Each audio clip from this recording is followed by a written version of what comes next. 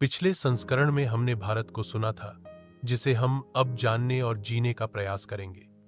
इतिहासकार देश के इतिहास में मर्यादा पुरुषोत्तम राम और कृष्ण को काल्पनिक मानते हैं। शायद वो मानव है, इसलिए ईश्वर की कल्पना उनके मनोमस्तिष्क के लिए संभव नहीं।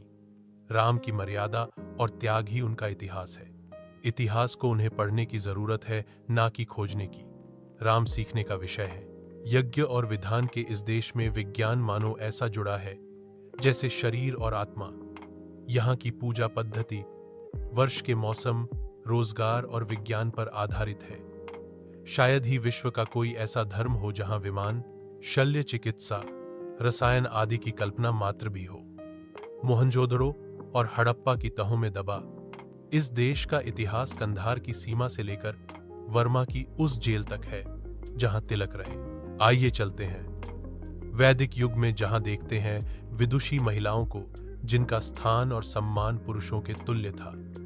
देखते हैं रावी के उस युद्ध को और जानते हैं भारत के जनपद से राष्ट्र बनने की कहानी। यज्ञ वेदियों के नाद आकाश मंडल पर गुंजायमान हो रहे।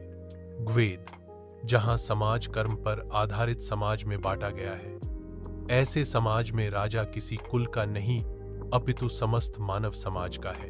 योग्यता ही जाति है और योग्यता से ही कोई ब्राह्मण है तो कोई शूद्र। यहाँ पर सत्यकाम जाबाली का नाम उल्लेखनीय है, जो वैश्या पुत्र होते हुए भी ईश्वर की खोज में शिजाबली हुए। वैदिक युग, जहां अपाला, घोषा, सिक्ता जैसे विदुषी शास्त्रार्थ कर रही। विश्व, जहां महिलाओं को इंद्रिय सुख का विषय मानता है, वही पुरातन भारत में नारी देवी के रूप में पूजी जा रही। अगले संस्करण में चलेंगे वैदिक कालीन घर के उस आंगन में, जहां पाएंगे हम परिवार के मुखिया को और उससे बात करेंगे उनके सामाजिक जीवन और खान पान की। कुछ पल जिएंगे भारत के उस युग को जो आज भी जीवित है।